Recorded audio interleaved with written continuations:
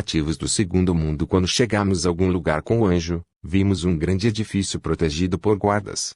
Este edifício era tão bonito que quando o víamos, podíamos pensar em qualquer coisa. Podíamos pensar nele como sendo usado para tudo menos para uma prisão. O anjo disse-me que é aqui que os feiticeiros e ocultistas vêm para aprisionar as almas que levaram cativas. Algumas das almas mantidas em cativeiro nesta prisão eram prisioneiros do diabo, pessoas que outrora viveram na terra e estavam ao seu serviço. Outros, porém, foram pessoas que desobedeceram a palavra de Deus. Outros ainda eram cativos das suas famílias. O anjo de Deus disse-me: vamos ficar mais uns minutos e verás como os servos do diabo trazem os seus cativos. Enquanto lá estivemos, uma mulher veio com um homem que ela tinha aprisionado. Esta mulher tinha a aparência de uma deusa. A sua prisioneira foi acorrentada pelos guarda-costas da mulher, e ela disse às pessoas que estavam de guarda na prisão: vim para depositar aqui a minha prisioneira. Os guardas perguntaram-lhe qual era a razão da prisão do homem. Uma vez que ultimamente, muitas detenções não seguiram os procedimentos e isto causou-lhes problemas. A mulher foi surpreendida por esta situação.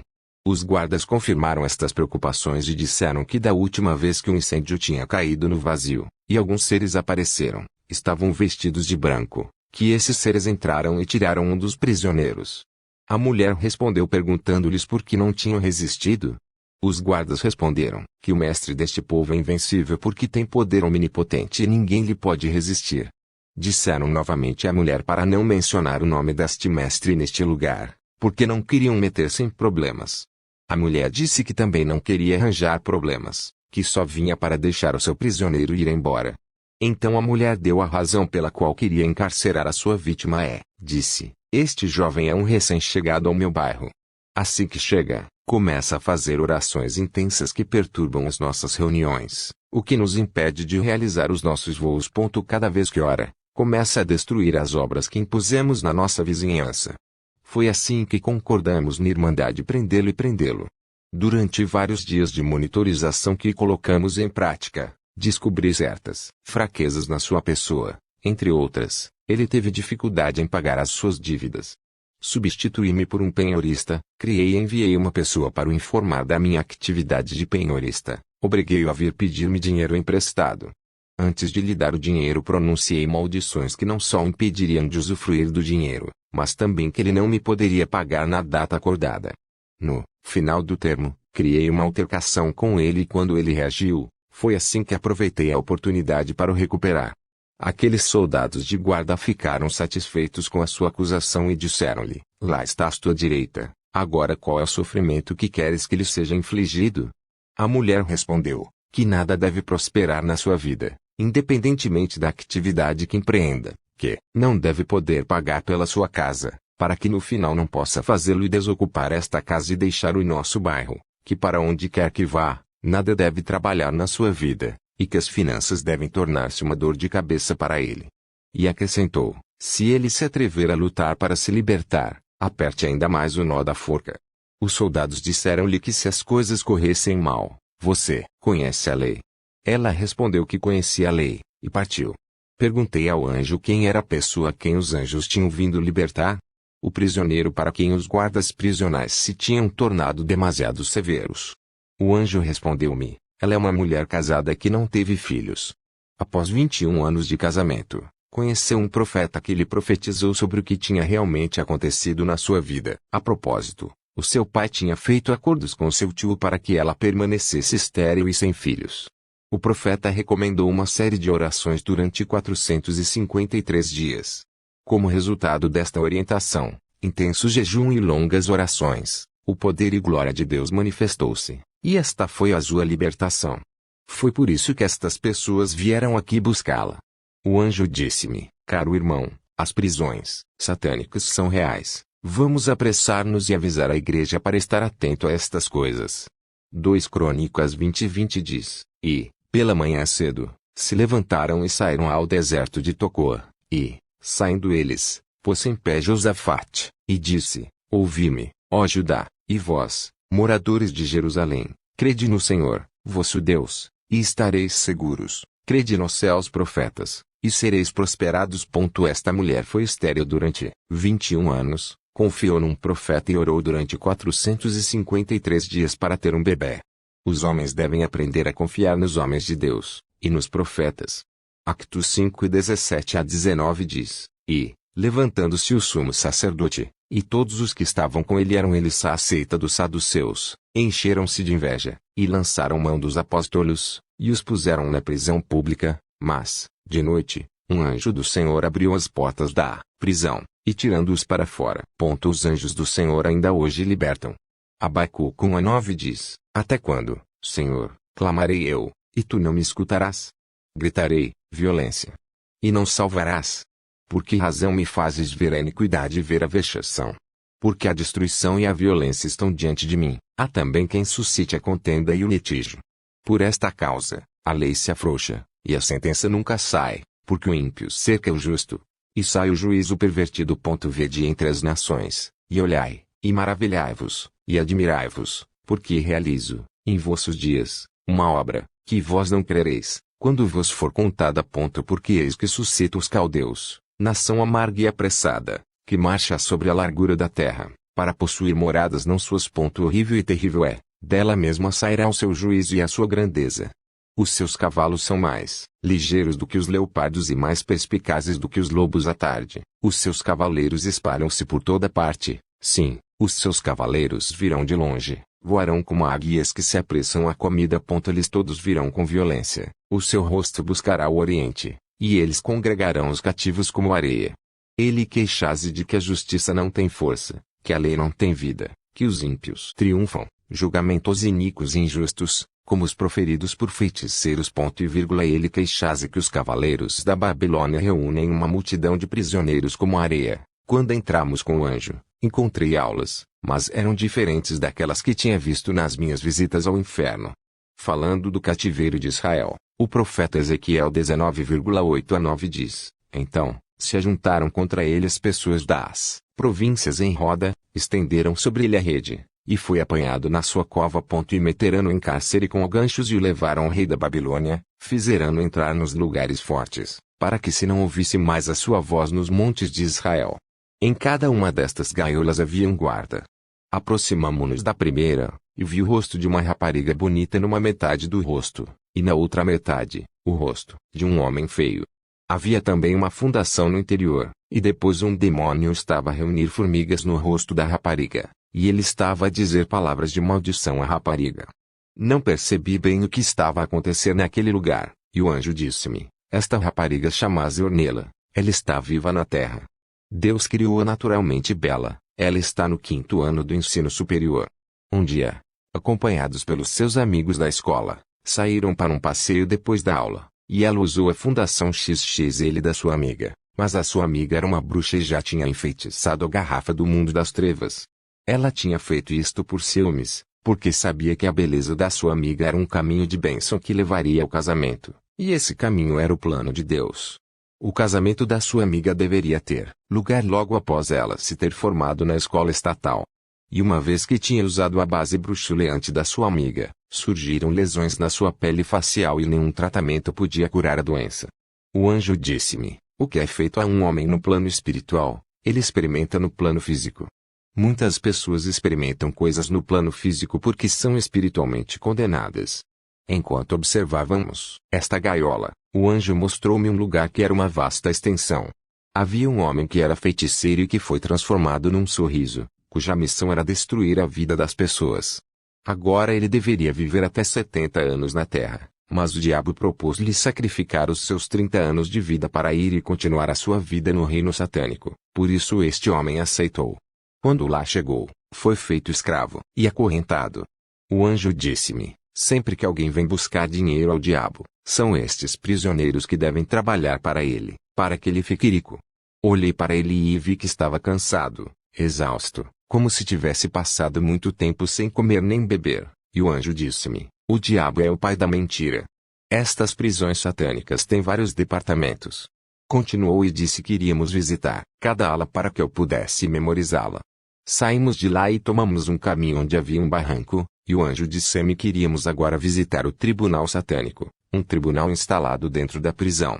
O anjo disse-me que eu veria como Satanás conduz aos céus vários julgamentos julgando os seus cativos, para os enviar para a masmorra. Milhares de pessoas que vivem na terra, as suas vidas estão aqui, escondidas em cavernas, masmorras. Podias ver como os homens sofriam, sem água para beber nem comida para comer. Havia casas, carros. Como o anjo estava a explicar, chegamos em frente ao tribunal e havia 2 guardas à entrada. As pessoas vinham com seus prisioneiros acorrentados. Neste lugar, havia prisioneiros que ali permaneceram durante vários anos sem julgamento, quanto mais sem serem ouvidos. O anjo diz-me que estas pessoas estão vivas na terra, mas os seus espíritos estão em cativeiro aqui, neste lugar. O objetivo do diabo é escravizar muitas pessoas. Mas Jesus Cristo dá liberdade. Como é que nos libertamos destas prisões satânicas? A primeira coisa que deve fazer é conhecer o porão que lhe está a causar dor. Alguns são escravos do alcoolismo. Estas pessoas devem primeiro compreender que o álcool é mau para elas, para o seu corpo e mente.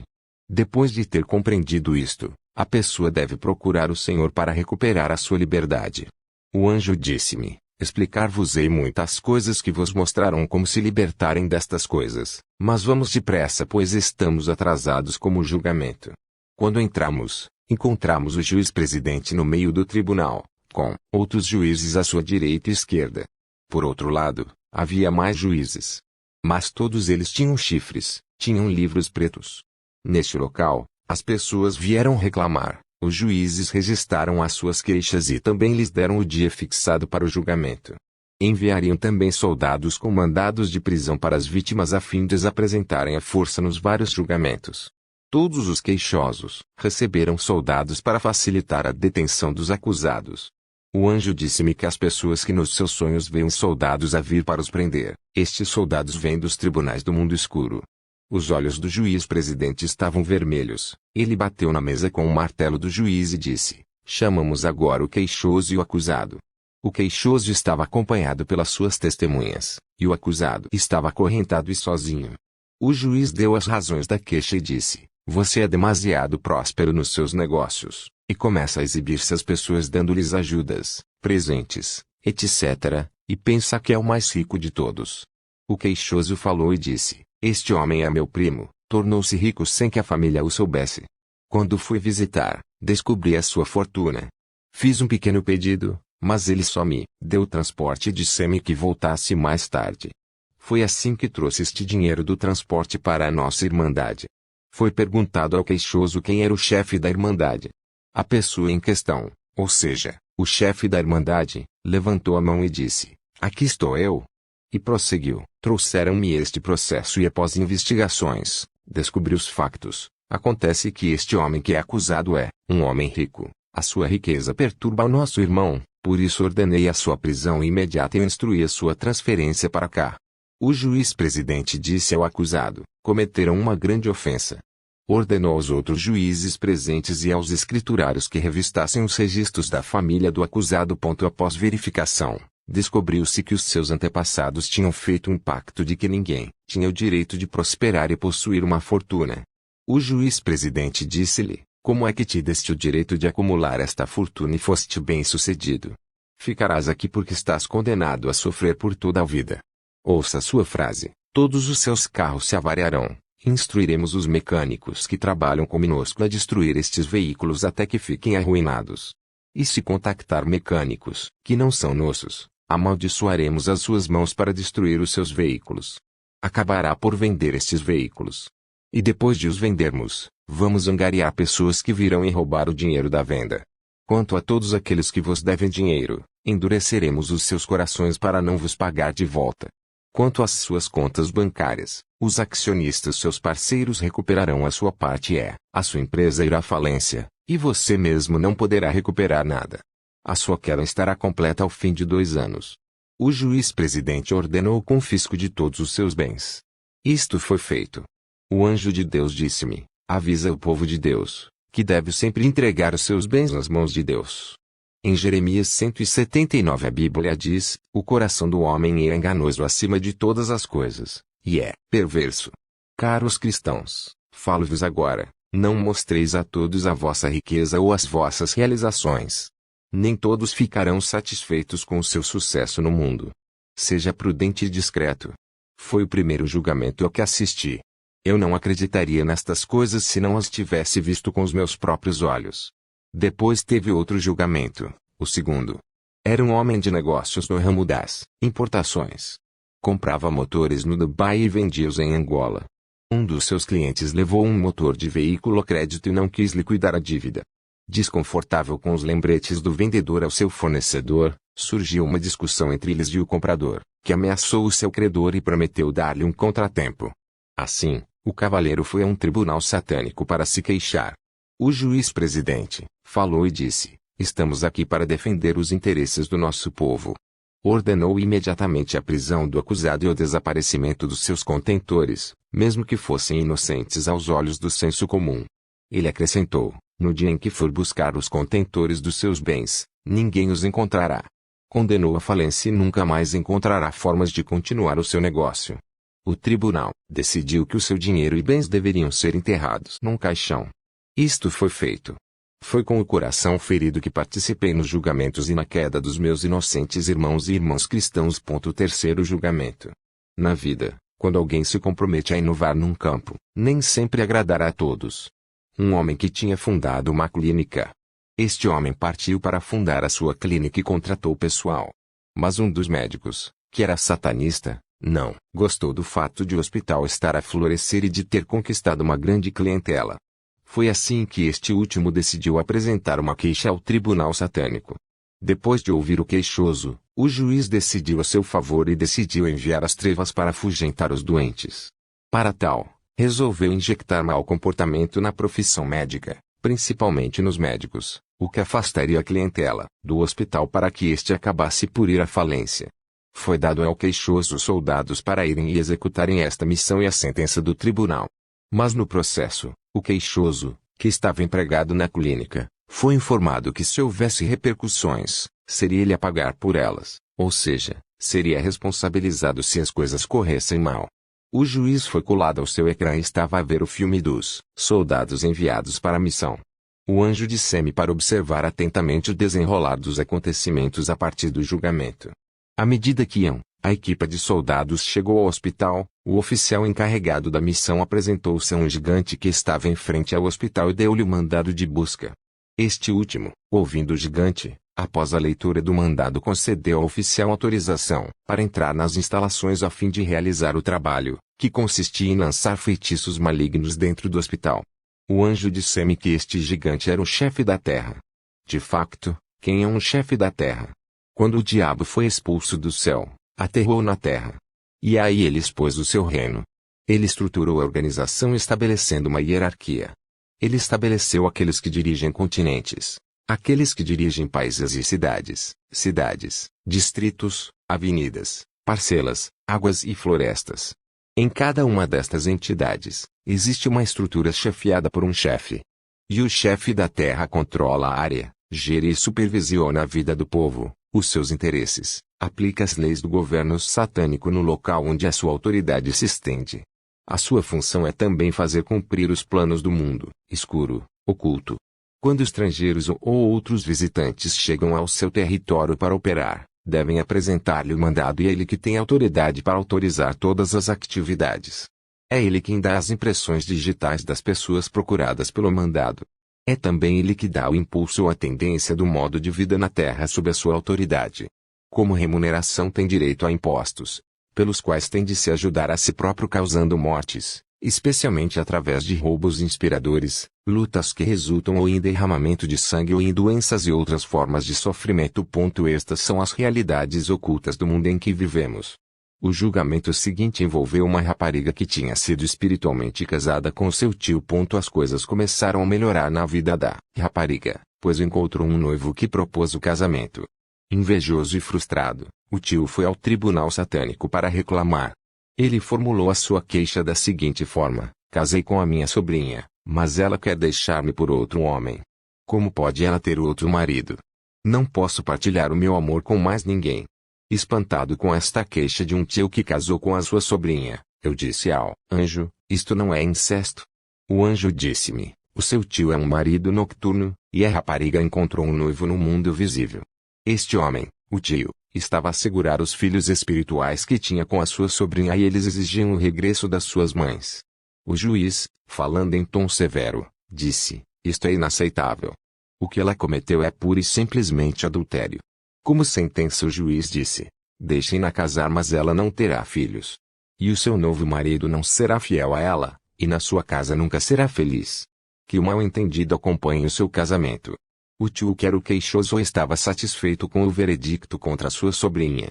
O anjo disse-me: muitas pessoas na terra sofrem nos seus casamentos por causa deste tipo de coisas. Explicar-lhes quantas pessoas que vivem na terra têm filhos aqui neste mundo espiritual. Aqueles que têm filhos aqui também têm responsabilidades e têm de as cumprir. É por isso que a sua felicidade é transferida para aqui, uma vez que aqueles que deveriam ser os primeiros beneficiários são os seus filhos que vivem aqui no mundo espiritual. Disse ao anjo que as realidades do mundo eram mais espirituais do que eu imaginava. Certamente, e é o governo invisível que decide o destino dos homens comuns, respondeu o anjo, mas para aqueles que acreditam no Senhor está escrito: se eles conspiram, não virá de mim, quem conspirar contra vós cairá sob o vosso poder. Isaías 54:15, 49 e 26. No julgamento seguinte, um homem veio acusar o seu amigo, uma vez que os dois tinham anteriormente levado uma vida de desordem e deboche juntos. Depois o seu amigo foi convertido e deu a sua vida a Jesus Cristo. O homem que veio apresentar a queixa estava acompanhado por membros da família do seu amigo que eram aqui os acusados. Na audiência, o juiz perguntou aos membros da família do acusado se apoiavam a queixa contra o seu irmão. Unanimemente todos concordaram, uma vez que estavam perturbados com a luz que o seu irmão emitia. O juiz disse: o lado que ele escolheu é um lado difícil de puni-lo facilmente. As coisas não vão ser nada fáceis. Mas vamos injetar a doença no seu corpo e assim condená-lo a tomar medicamentos durante toda a sua vida. Fiquei chocado ao ver tal decisão ser tomada contra um cristão inocente. Era como se Deus não protegesse os céus. O anjo disse-me: certamente. Mas especialmente neste caso, Deus deixará esta doença como um teste na vida do seu servo. Então ele irá entregá-lo. O anjo acrescentou: diga à igreja que quando Deus chama uma pessoa, ele prepara caminhos que a tornarão forte. Ele agora deixará as lutas não para o derrubar, mas sim para o fazer crescer. Está escrito: fazei planos, e eles serão quebrados, dai ordens, e eles não trabalharão, pois Deus está conosco. Isaías 8:10. Tenho visto tantas provas compreendido tantas coisas espirituais. Eu estava e ainda estou chocado com tudo o que vi, e o anjo disse-me: tudo o que vês é assim, como as pessoas são cativas do diabo, como os seguidores do diabo as condenam. Mas o Senhor Jesus Cristo veio libertar aqueles que vivem sob o jugo do diabo. Lucas 4:18 a 19 diz: o Espírito do Senhor está sobre mim, porque ele me ungiu para pregar boas novas aos pobres. Enviou-me para curar os quebrantados do coração, apregoar liberdade aos cativos, e dar vistas aos cegos, a pôr em liberdade os oprimidos, a anunciar o ano aceitável do Senhor. O Senhor quis mostrar-vos estas coisas para expor o trabalho do diabo, para que os cristãos tomassem consciência e soubessem defender-se. Pois a guerra espiritual é uma realidade. O anjo disse-me. Eventualmente, saímos da sala do tribunal onde os julgamentos estavam a decorrer e dirigimos-nos para as grutas. E existiam grutas de isolamento. Tínhamos visto pessoas acorrentadas que estavam muito cansadas. Isaías 42:22 diz: mas este é um povo roubado e saqueado, todos estão lançados em cavernas, e escondidos nas casas dos cárceres, são postos por presa, e ninguém há que os livre, por despojo, e ninguém diz: restitui. Em Mateus 21:13, e disse-lhes: está escrito: a minha casa será chamada casa de oração, mas vós a tendes convertido em covil de ladrões. Apocalipse 6:15 também fala de cavernas. E os reis da terra, e os grandes, e os ricos, e os tribunos, e os poderosos, e todos servos, e todo livre, se esconderam nas cavernas e nas rochas das montanhas. Perguntei ao anjo por que é que estas pessoas se encontravam neste estado. Disse-me ele: estas pessoas são todas da mesma família. O irmão deles é um músico, foi buscar bruxaria pelo seu sucesso, e sacrificou os seus 3 irmãos.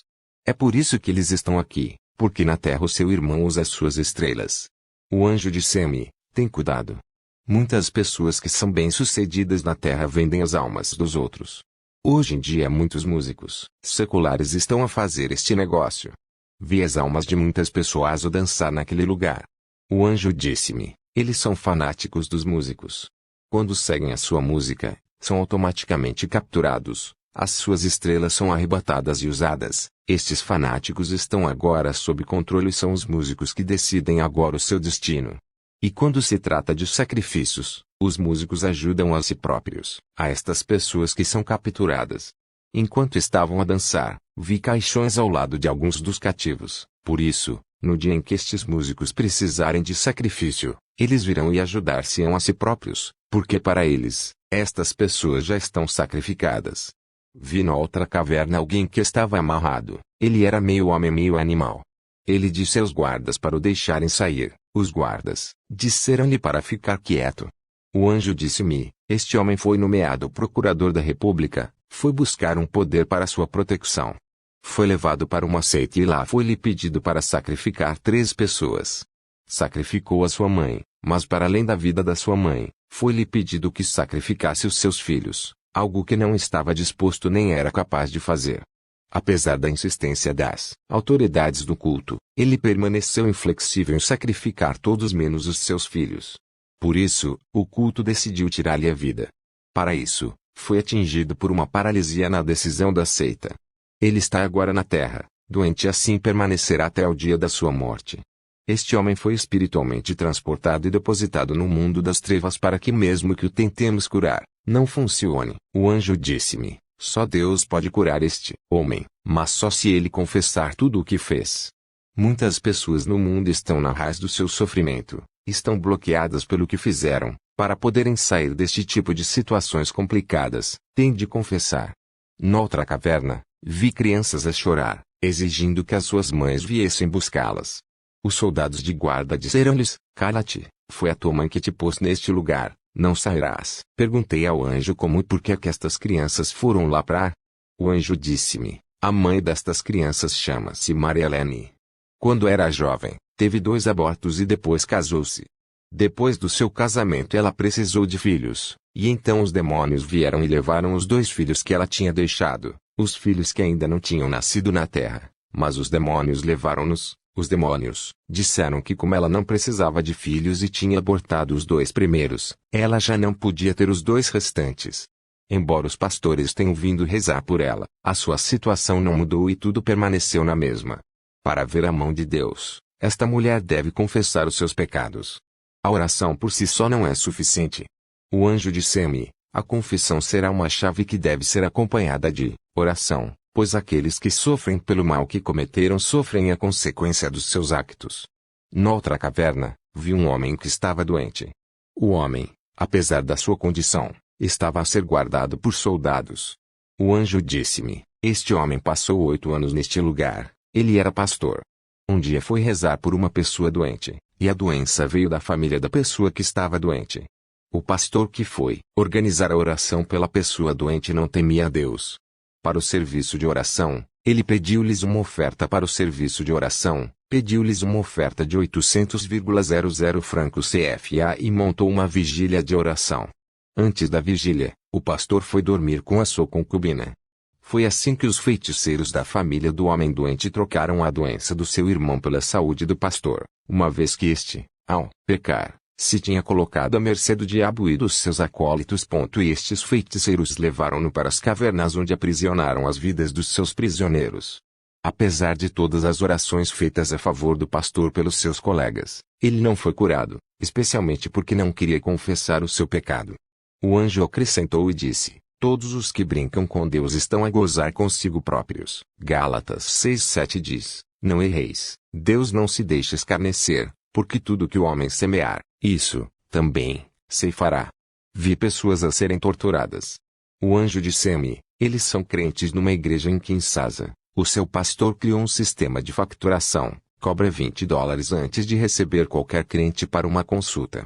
Os fiéis pagam este dinheiro que não tem base bíblica, e como também, respeitam um princípio que não é bíblico. É por isso que estão todos aqui vinculados, uma vez que teimam em apoiar o seu pastor, apoiando o que não está escrito na Bíblia. É por isso que as suas almas estão à mercê do diabo. O anjo insistiu e disse, Quando concordas em praticar o que é contrário à palavra de Deus, ficas impressionado com a maldição. A palavra de Deus no livro de Deuteronômio 28:16 será cumprida sobre ti tal como está escrito: serás amaldiçoado na cidade, e serás amaldiçoado no campo. É por causa da desobediência à palavra de Deus que o diabo o castiga.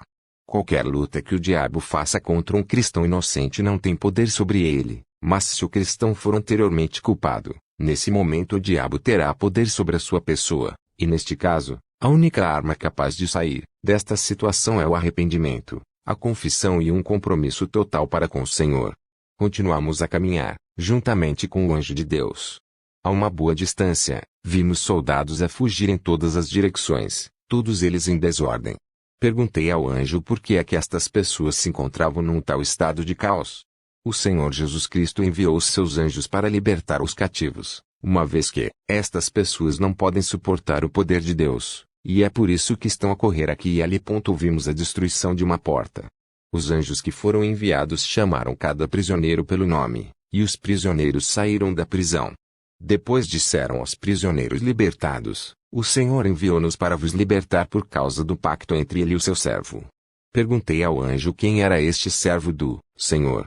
O anjo disse-me: estas pessoas são fiéis de uma igreja em Lomé. O seu pastor não tinha poder suficiente, pelo que o diabo tinha decidido bloquear o crescimento desta igreja, pelo que os fiéis não podiam ser abençoados. Foi assim que estes crentes foram trazidos para prisões satânicas. Eles viveram assim durante vários anos sem qualquer bênção. Um dia o seu pastor morreu, o seu assistente, que era um homem de jejum e orações, tomou o comando da igreja. E é por causa de todas as orações e sacrifícios do pastor que substituiu o seu falecido pastor encarregado que o Senhor enviou o seu exército para libertar o seu povo. Muitas pessoas sofrem devido a este tipo de situações. Um profeta ou pastor que não tem poder. É preciso um poder superior para derrubar certos poderes satânicos. Nas nossas orações devemos sempre pedir a cobertura do poder divino.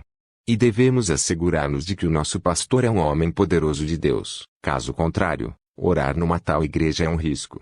Apocalipse 3:7-8 diz: e ao anjo da igreja em Filadélfia escreve: isto diz o que é santo, o que é verdadeiro, o que tem a chave de Davi, o que abre e ninguém fecha, e fecha e ninguém abre. Eu sei as tuas obras, eis que diante de ti pus uma porta aberta, e ninguém a pode fechar. Tendo pouca força, guardaste a minha palavra, e negaste o meu nome. Marcos 9:1 diz: dizia-lhes também: em verdade vos digo que, dos que aqui estão, alguns aqui não provarão a morte sem que vejam chegado o reino de Deus, com poder. O reino de Deus não vem de uma forma que atinge os olhos, Lucas 17:21, mas vem com poder, e sem ela, não podemos viver e vivê-la. Eu vi muitas realidades naquelas prisões. Havia bens presos. O anjo disse-me que muitas pessoas não estão a viver o que lhes foi dado no mundo porque os seus bens foram aprisionados. Numa outra prisão vi os convites para um seminário, e o anjo disse-me: os seus convites pertencem a um pastor. Sempre que tem um seminário, quando distribui os convites, o diabo recebeu-os e aprisioná-los. Perguntei ao anjo: será que este pastor sabe disto? Quando empreendes algo, procura sempre a orientação e aprovação de Deus, senão ele deixar-te até falhares, para que compreendas que ninguém pode vencer pela sua força.